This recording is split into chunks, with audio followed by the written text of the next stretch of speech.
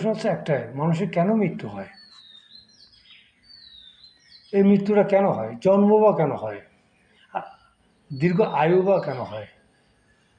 আমি যখন পৃথিবীতে থাকবো না, তো এগুলো জন্ম হওয়ার পিছনে রহস্য কী? আসলে কঠিন প্রশ্ন, যার কোনো উত্তর আমার কাছে নেই। কিছু কিছু প্রশ্ন আমি রেখেছি। কেন আমাদের জন্ম হয়, নাম্বার ওয়ান। দ্বিতীয় প্রশ্ন হচ্ছে কেন আয়ু লাভ করলাম। 3 নম্বর প্রশ্ন হচ্ছে কেন আমাদের মৃত্যু হবে।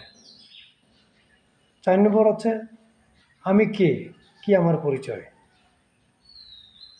এমনিতে একটা কথা বলি, অনেকে ধর্ম নিয়ে অনেক আবেগ, অনেক যুক্তি দিয়ে বোঝান। বাস্তবতা হচ্ছে আপনি যখন পৃথিবী ছেড়ে একদম চিরদিনের মতো হারিয়ে যাবেন, তখন আপনাকে কিন্তু কোথাও খুঁজে পাওয়া যাবে না।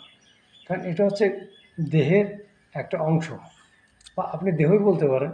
দেহ দিয়ে আপনাকে চেনা, আপনাকে জানা, কিন্তু দেহটা যখন শেষ হয়ে যাবে, তখন আপনাকে আমি কোথায় পাবো। পরবর্তীতে কে কোথায় যাচ্ছে না যাচ্ছে, সেটা হচ্ছে পরের বিশ্লেষণ, কিন্তু আপনাকে তো পাওয়া যাচ্ছে না। আপনার রূপ, আপনার ভাষা, আপনার কথা, এগুলো তো পাচ্ছি না।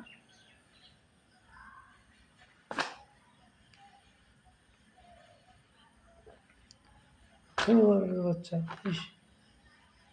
এরপরের প্রশ্নটা হচ্ছে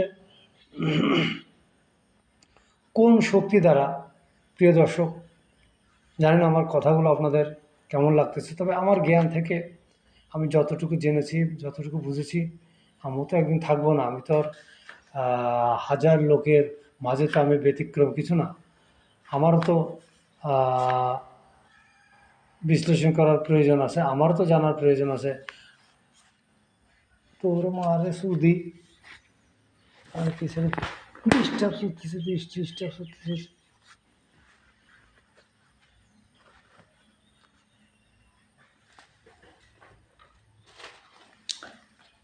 প্রিয় দর্শক,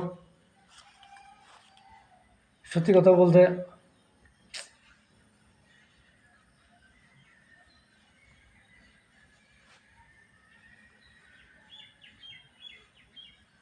প্রিয় দর্শক, প্রিয় ভাই এবং বন্ধুরা, প্রিয় ভাই এবং বন্ধুরা, কিছু কিছু কিছু কথা না বলে নয়। অবশ্যই সেটা প্রতিটা মানুষের জীবনেই গুরুত্বপূর্ণ। আজ আপনাদের সাথে কথা বলছি, কাল হয়তো একদিন দেখা যাবে আমি এই পৃথিবীতে নেই। তাই তো অনেক